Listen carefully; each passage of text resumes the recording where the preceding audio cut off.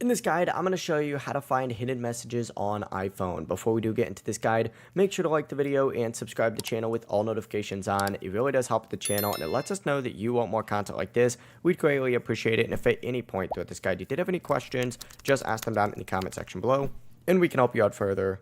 I'm going to be doing my best to reply to every single comment down there.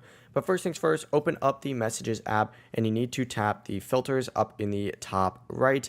And then from here, what you could do is see what your phone is filtering out. Like, for example, you have unknown senders, spam, recently deleted. There's also a manage filtering section as well, where it'll immediately take you to a page that looks something like this, where you could see exactly what it's going to filter out.